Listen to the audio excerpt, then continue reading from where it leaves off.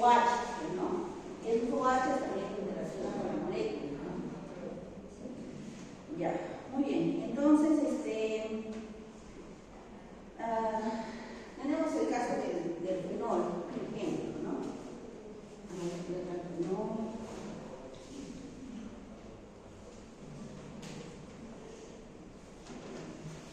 Vamos a ver el fenol. Realmente tenemos muchos ejemplos, pero por ejemplo tenemos el ácido clorhídrico, ¿no? Acá tenemos el nitrógeno. Se supone que este ácido va, vamos a escribir no sé cuándo, el equilibrio completo. Más el agua, ya acá tenemos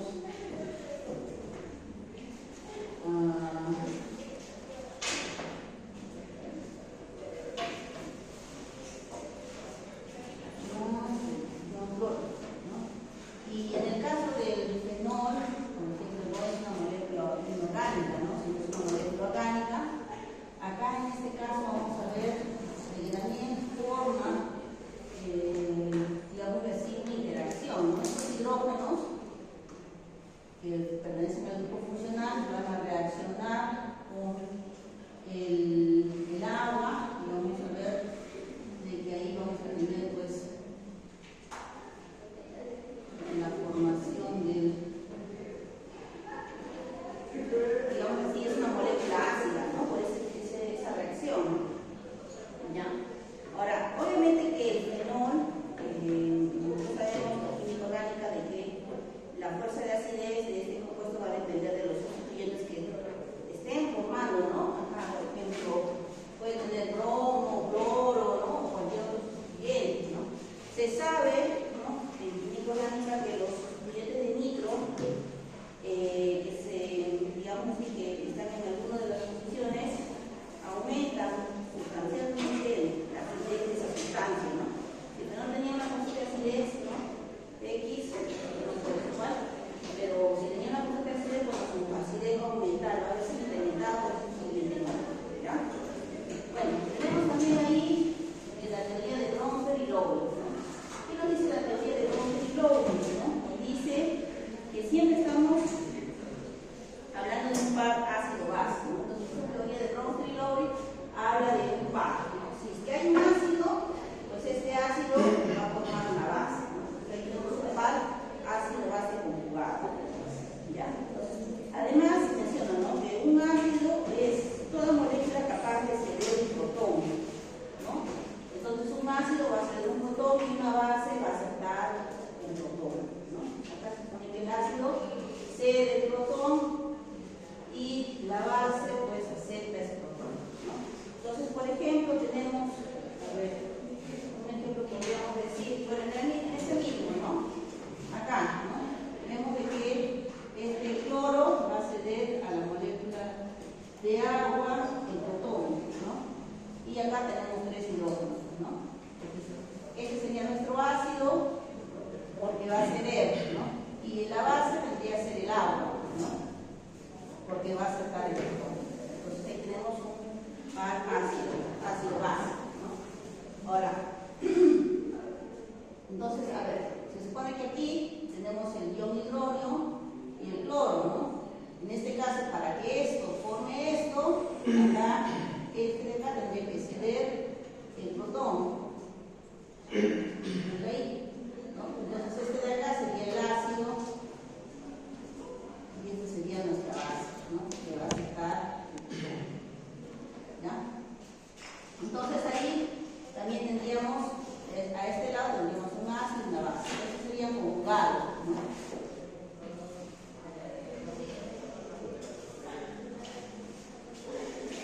Ya, muy bien. Entonces tenemos ahí que un ácido es toda molécula capaz de ceder un protón y una base es toda molécula capaz de aceptar. Ya, y siempre, según esta teoría, definimos el par ácido-base, ¿no? O determinamos cuáles serían los pares, ¿no? Ya, después tenemos también la teoría de Lewis. En la teoría de Lewis vemos de que ya la especie, aquí lo que vamos a ver es que va a definir un ácido, va a ser, de que un ácido va a ser capaz ya no de ceder protones, ¿no? Sino de aceptar electrones. Ya, electrones, ¿no? En este caso, acá tenemos unos electrones y acá vamos a ver de que la molécula final que se está formando van a, digamos así, unirse, pues, ¿no? A esos electrones. Ya en este caso el aluminio se está uniendo. Ya el aluminio se une o acepta electrones.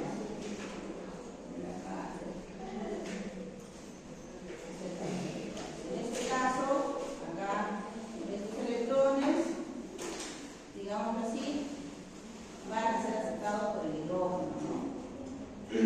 Ya, el hidrógeno acepta electrones. Ya. Muy bien, entonces ahí vamos a ir más o menos recordando ahí los conceptos. Ahora sí, nos vamos a la siguiente diapositiva. Ya. Aquí vamos a analizar finalmente los ácidos monopróticos. Bueno, ácidos monopróticos, tenemos ahí un ácido fuerte, ¿no? ¿Qué sucede, no? Cuando tenemos, por ejemplo, el ácido clorhídrico, ¿ya? O cloruro de hidrógeno,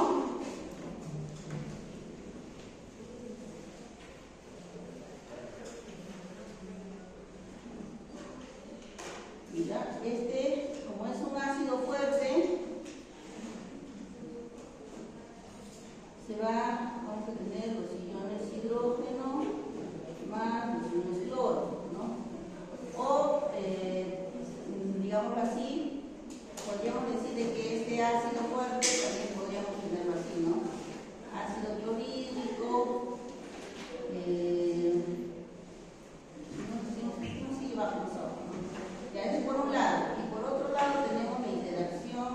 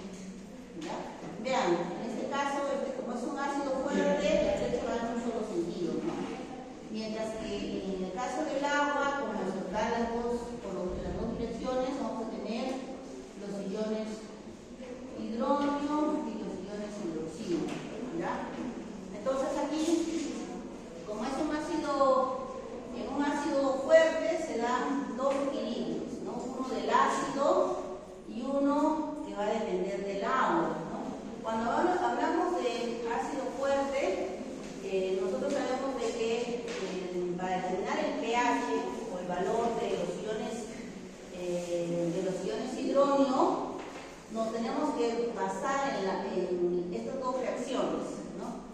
Antes nosotros decíamos de que el menos logaritmo de la concentración de iones hidrógeno, bueno, es lo que nosotros sabemos, ¿no? Es igual al valor del pH, ¿no? Pero realmente esta concentración de iones hidrógeno se va a ver afectada por estas dos reacciones que tenemos acá, ¿no? ¿Por qué? Porque acá, si ustedes ven, tenemos un ion hidrógeno que va a ser producido a partir de la primera reacción y otro segundo ion hidrógeno que va a depender de la segunda reacción de autoprotólise, ¿no? El agua. Entonces, en el primer caso, bueno, diríamos que su constante de acidez es infinito, o sea, no podríamos, o sea, de otra palabra, no está registrado su constante de acidez, pero sí del agua, ¿no? Sabemos que del agua es el pK-water o el pK-water, ¿no? Vamos a poner el mismo valor que está ahí, nosotros sabemos que es 14, pero igual, de todas maneras, el Kw, que es constante de equilibrio, es 1 por 10 a la menos 14, ¿no? Y este Kw sabemos que va a ser igual a la multiplicación de los iones hidrógeno por los iones hidroxilo. Ya. Ahora, ¿qué más tenemos que tener en cuenta? Si sabemos de que para poder determinar esta concentración de iones hidrógeno, si yo sé que el valor del pH lo calculo en función de los iones hidrógeno, para un ácido fuerte,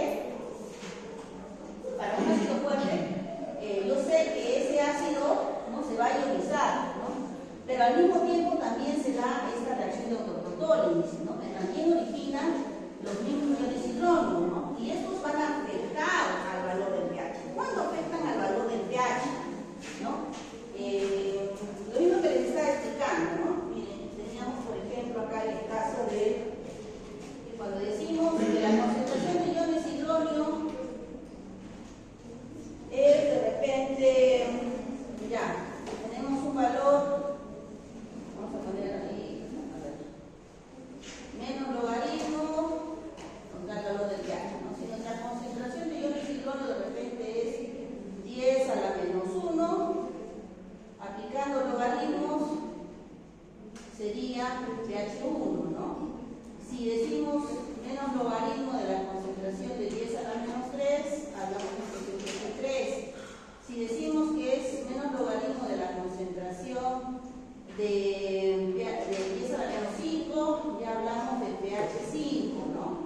Y si decimos por ahí, ¿no?, logaritmo de 10 a la menos 8, de repente tengamos una concentración de ácido clorhídrico, vamos a poner, ¿no?, 10 a la menos 8 molar, o lo mismo que se dice así, ¿no? A ver, dice de repente tenemos una concentración de ácido clorhídrico 1,00 por 10 a la menos 8 molar, ¿no? ¿Cuál es el valor del pH?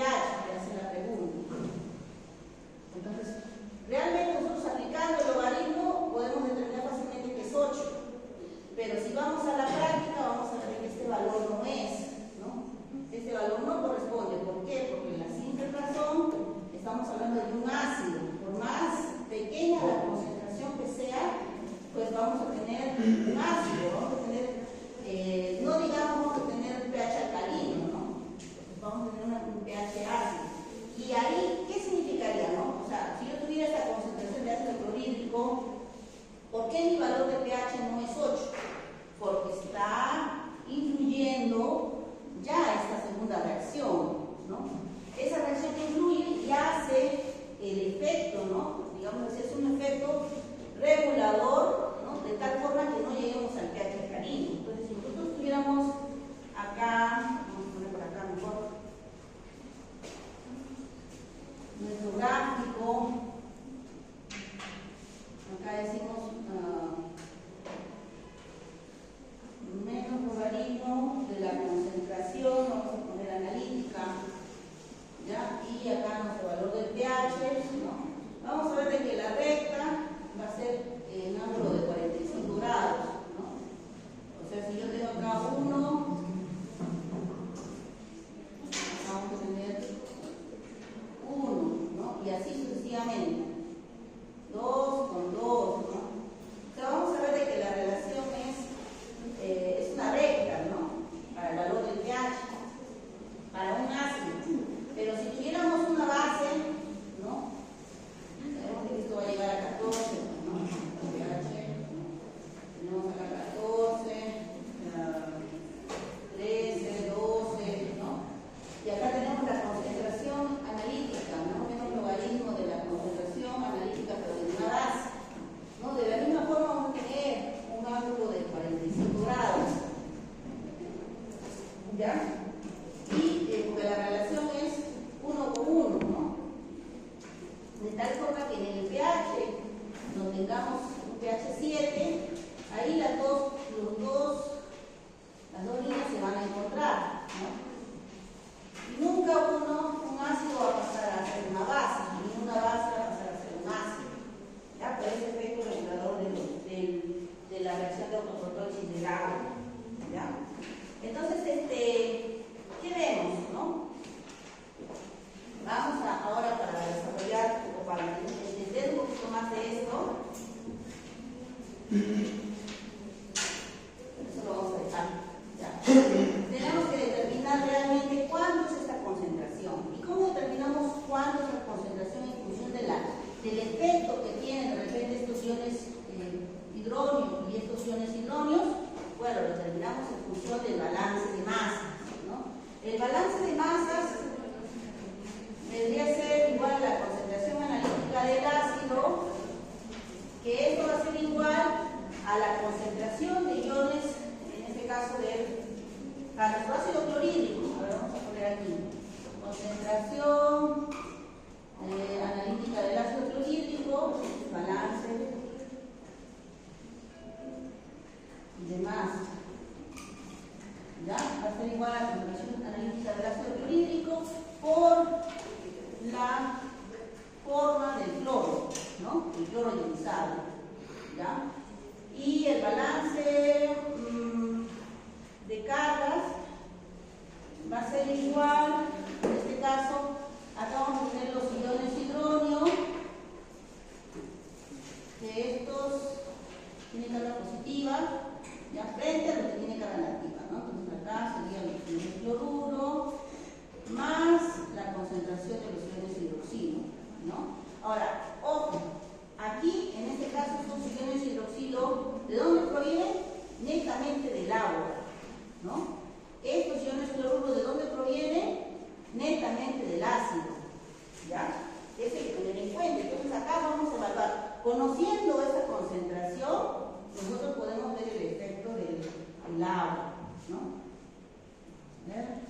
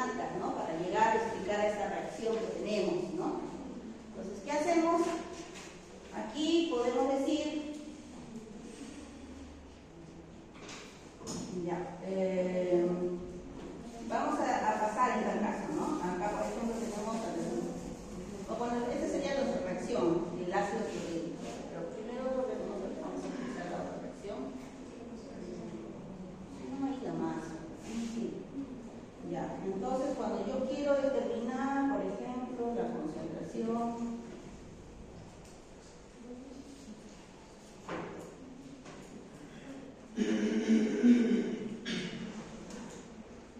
acá, por ejemplo, la concentración del ácido, la concentración de los protones, ¿no? Provenientes del ácido van a ser igual a la concentración de iones cloruro, pero esa concentración de iones cloruro a su vez sabemos de que es igual a la concentración analítica del ácido clorhídrico, ¿no? Ponemos ahí concentración analítica del ácido clorhídrico más la concentración de OH. Ya. Entonces ahí, acá utilizamos el valor de K-watt, ¿no? K-watt sabemos de que es igual, o bueno, ahí ya lo tenemos, ¿no? De esta reacción, por ejemplo, yo necesito expresar esto en forma de los iones hidróneo, ¿no? Entonces, ¿qué hago? Digo, ¿no? Los iones hidroxilo van a ser igual al Kw dividido entre la concentración de iones hidróneo. Ya, ahora sí, esto que tenemos ahí lo reemplazamos acá. Entonces acá tenemos iones hidróneo es igual a la concentración analítica de nuestro ácido clorhídrico más, ahí tenemos K-watt dividido entre la concentración analítica del ion hidróneo. Ya. Ahora, ¿qué hacemos? Bueno, vamos a poner todo en un solo término, ¿no? Entonces acá tenemos, vamos a ir bajando, concentración del ion hidróneo es igual a la concentración de ion hidróneo, y acá tendríamos concentración analítica del ácido clorhídrico por la concentración del ion hidróneo más el K-watt, ¿no? Entonces ahí, esto de aquí lo hemos puesto como denominador común, ¿no? Y al ponerlo como denominador común, pues va a multiplicar a nuestra concentración analítica del ácido clorhídrico. Ya, ahora, esto de aquí lo vamos a pasar al otro lado, ¿no? Si lo pasamos al otro lado, acá tendríamos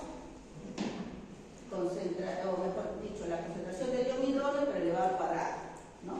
Ahora, esto vamos a ponerlo todo en un solo lado, ¿no? Concentración del ion hidrógeno sería menos concentración analítica de nuestro ácido clorhídrico multiplicado por la concentración del ion hidrógeno y menos el Kb, ¿no? Es igual a 0, ¿no? Entonces, como aquí vemos, esto ya es matemáticas, ¿no? Lo podemos ponerle B, X menos C es igual a 0. Entonces acá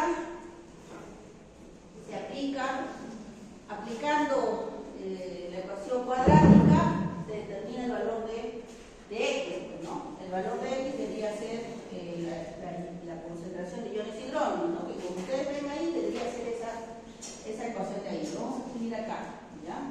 Concentración de ion hidrógeno es igual a la concentración analítica de nuestro ácido clorhídrico más la raíz cuadrada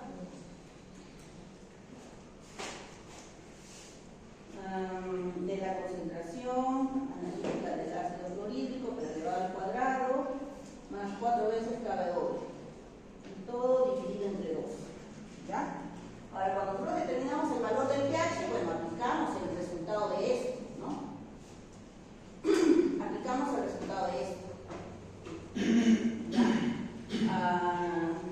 El caso, por ejemplo, decíamos acá, ¿no? ¿Cuánto era nuestro ácido clorhídrico? Dijimos nuestro ácido clorhídrico 1 por 10 elevado a la menos 8 molar. ¿Ya? 1 por 10 elevado a la menos 8. Entonces, acá, ¿cuánto sería nuestra concentración analítica? De concentración analítica del ácido clorhídrico, nuestra concentración analítica del ácido clorhídrico está dividida por la concentración de iones cloruro que se forman. Y si esta es una reacción en un solo sentido, se supone que si yo tenía 1 por 10 a la menos 8, voy a tener ¿cuánto de ion cloruro? 1 por 10 a la menos 8. Entonces nuestra concentración analítica debería ser 1 por 10 elevado a la menos 8 molar. Ya, entonces acá, a ver si ustedes mismos ven, ¿no?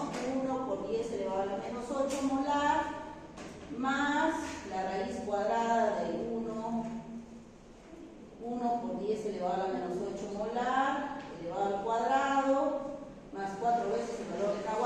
Kw es 1 por 10 a la menos 14. 1 por 10 elevado a la menos 14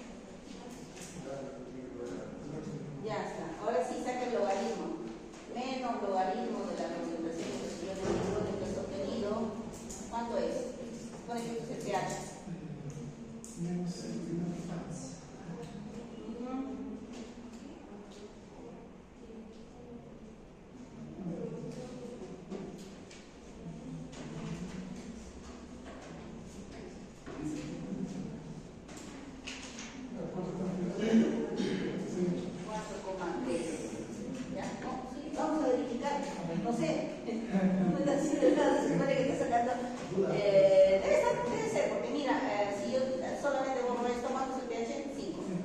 Debe estar por ahí. ¿Ya? Ahora, ¿qué tenemos que ver? Una vez que hemos determinado este valor, que muy bien su compañero lo ha hecho, ¿no? Fíjense, hemos realmente determinado el valor del pH, ¿no? Cosa que no podríamos hacer si aplicáramos de frente el logaritmo del valor de nuestra concentración de nuestro ácido, ¿no? Entonces, ¿qué estamos viendo acá? El efecto del agua, ¿no? El agua también, el efecto de la autólisis de la segunda reacción que tenemos acá. Ya, muy bien. Ahora, para poder aplicar esa fórmula, porque realmente nosotros sabemos de que tenemos que la concentración, digámoslo así, la concentración del ion hidrógeno va a depender no solamente de, no solamente va a depender del Kw, ¿no? Sino también depende, o no solamente depende de la disociación completa, ¿no? Sino también depende de la concentración del ácido. Porque ¿qué tal si nuestro ácido está, digamos así, muy concentrado o tiene una concentración muy pequeña, muy diluida?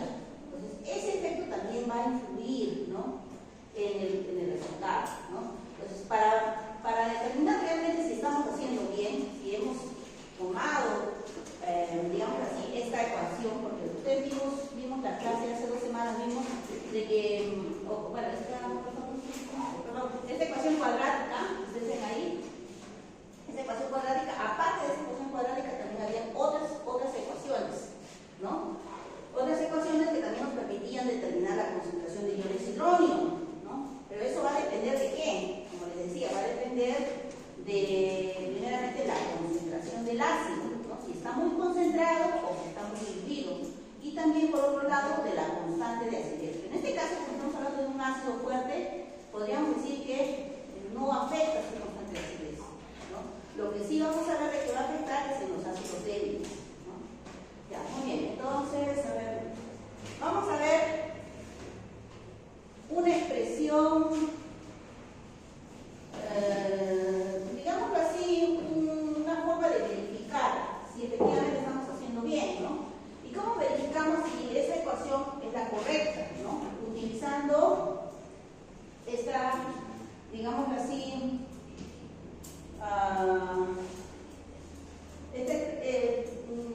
esta prueba de verificación, podríamos decir, ¿no? A ver, por ejemplo, acá tenemos, ya, dice, si la concentración de iones hidroxilo o iones hidroxilo es menor al 10% de la concentración de la forma del ácido ionizado, ¿no? Entonces, ¿qué significa? ¿No? Habíamos tenido acá, ¿no? Acá, por ejemplo, ya.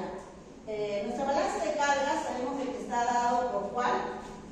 Acá, ¿no? La concentración de iones hidrógeno va a ser igual a la concentración de las cargas negativas, ¿no? Cargas positivas es igual a la concentración, a la suma de la concentración de las cargas positivas, ¿no? En este caso tenemos el cloruro y los iones hidroxilo. Ahora, ¿cuándo verificamos si esto de acá se simplifica? Como vemos en el caso de acá, ¿no? ¿Cuándo verificamos esto? ¿Ya? Cuando de repente tenemos esto de acá, ¿no? Esta condición, ¿no? Si, por ejemplo, la condición de iones hidroxilo, que provienen, en este caso, ¿de dónde provienen? Dijimos del agua, ¿no? Es menor del 10% de la concentración del, en este caso, de la forma del ácido ionizado, de los iones cloruro. Entonces tenemos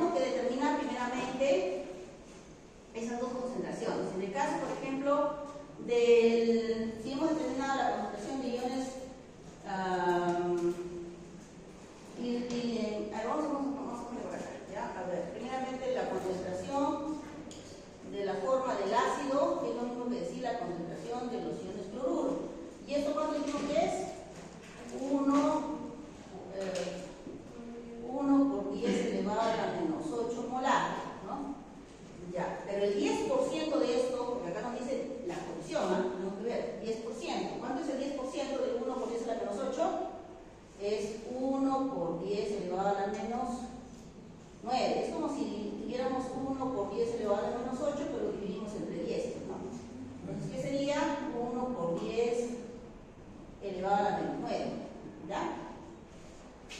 Recorremos una décima más, ¿ya? Esto sería el 10%. Entonces, el 10% de esto es 1 por 10 elevado a la menos 9, ¿ya? Ahora, la concentración de iones hidroxilo, ¿cuánto es?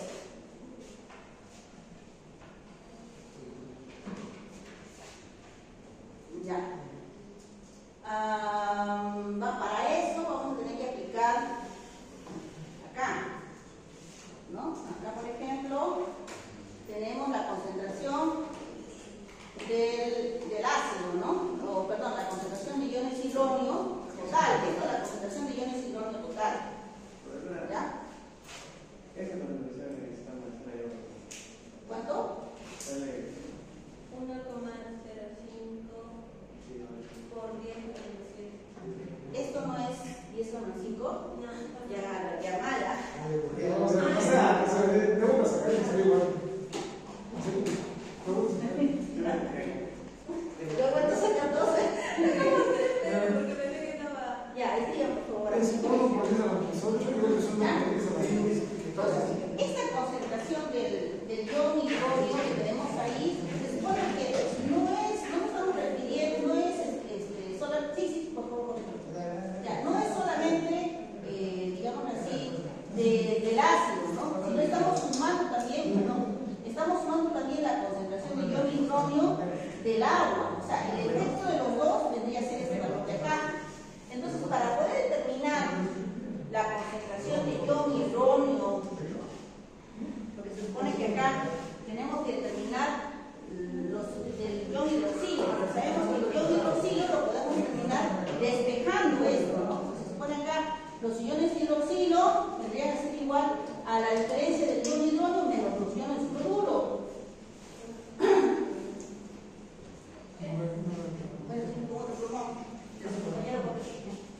Ya, entonces acá los iones hidroxilo que tenemos ahí va a ser igual a qué, ¿no? Utilizando esta reacción nomás, ¿a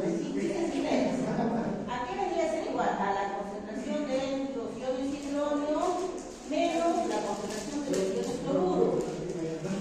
¿Ya? Entonces ahí, ya tenemos la concentración de iones hidrógeno, que su compañero muy bien está calculando. Ya, todos los decimales, 1,05 ya, 0,5 por 10 elevado a la menos 0,51 por 10 a la menos 7. 0,51 por 10 elevado a la menos 7, ¿ya? Ahora, este valor de acá le tenemos que restar la concentración de los iones fluoruro, que dijimos que es 1 por 10 elevado a la menos 8, ¿ah? Es el valor de acá. ¿Ya? Y de esa forma tenemos la concentración de iones hidroxilo. ¿Ya? ¿Cuánto es? A ver, chicos, ustedes que ya tienen su calculadora a la mano, su Excel. Lamentablemente mi calculadora se le ha ido a la casa. Ah, salió.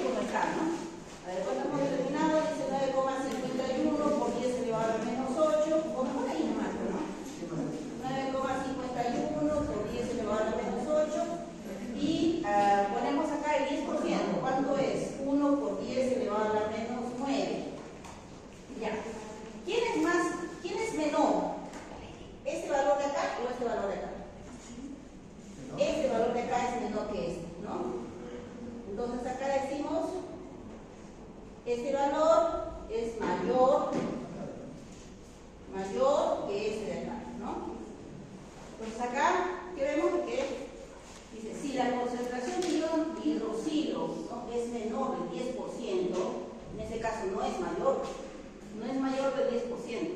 Si fuera menor del 10%, entonces nuestro balance de carga solamente sería así, ¿no? O sea, tendríamos que anularlo, ¿no?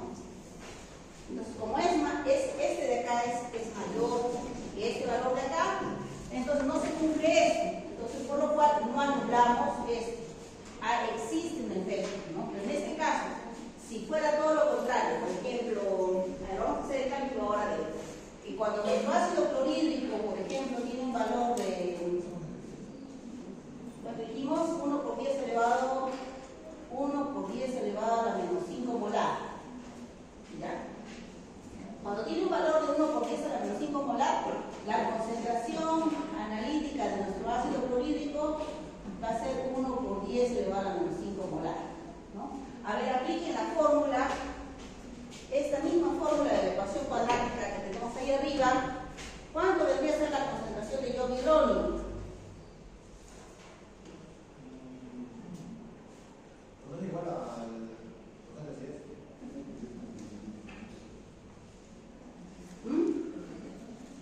Acá el K-water es 1 por 10 elevado a la menos 14, ¿no? La concentración analítica dijimos 1 por 10 elevado a la menos 5.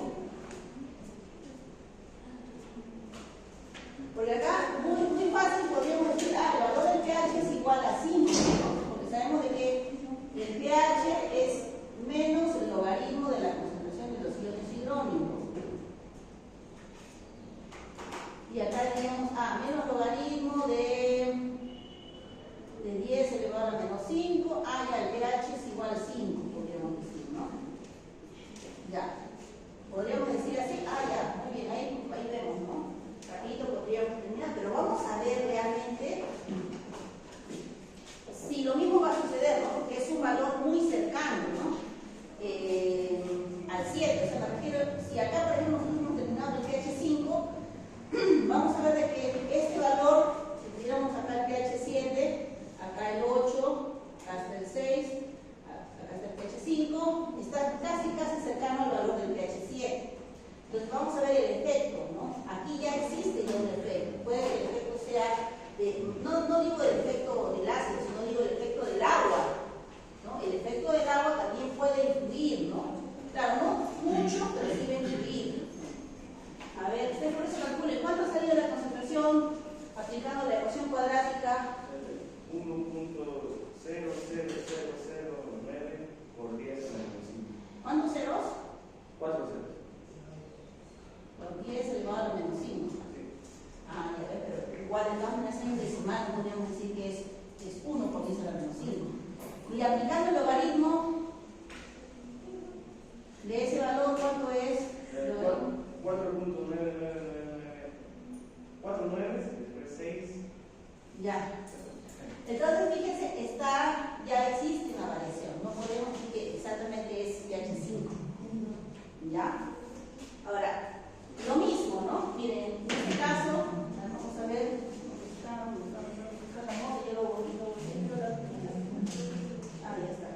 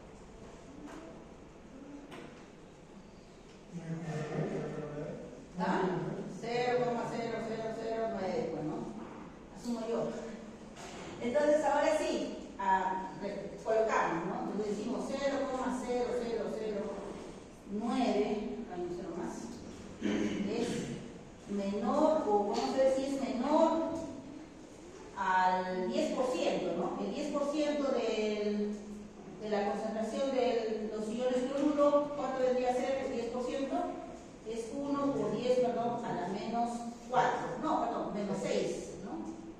Menos 6. Esto sería el 10%, ¿no? Aplicando el 10%. Acuérdense que sería 1 por 10 a la menos 5 dividido entre 10, recogemos su 0. Entonces a la menos 6, ¿no? Entonces acá ponemos 1 por 10 elevado a la menos 6, que es el 10% de la solución de cloruro. Decimos ahora, este valor de acá es menor a este valor de acá.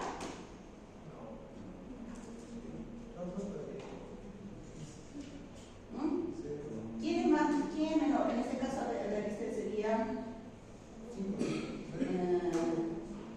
es mayor, ¿no? Mayor. Este valor de acá es mayor de acá. Entonces, en este caso tampoco se aplica este de acá, ¿no? Tendría que considerarse también. Entonces, fíjense, por ese, ¿cómo se llama? Por eso aquí nos podríamos decir que el valor del pH es 5, exacto, ¿no? Debe haber una variación. Ya.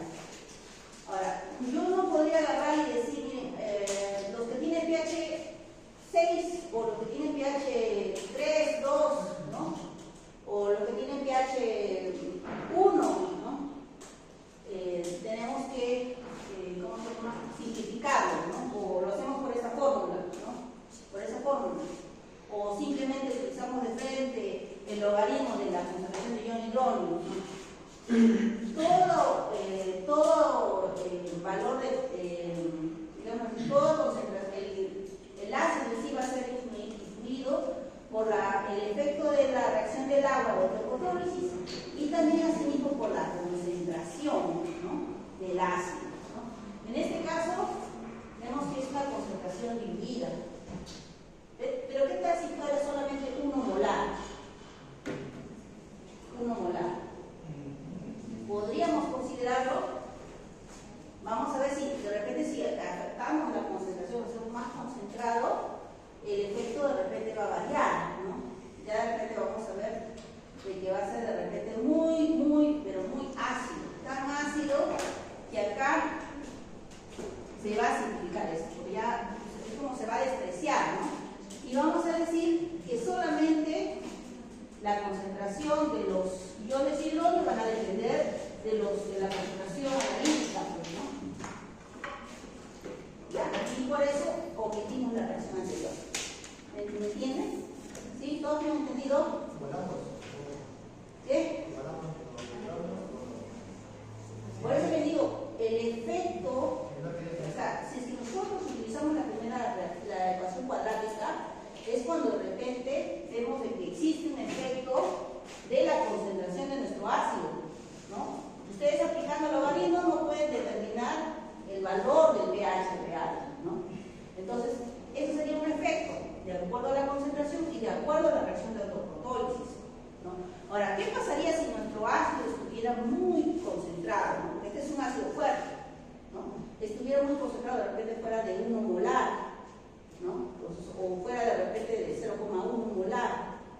Entonces, sí. Una pregunta.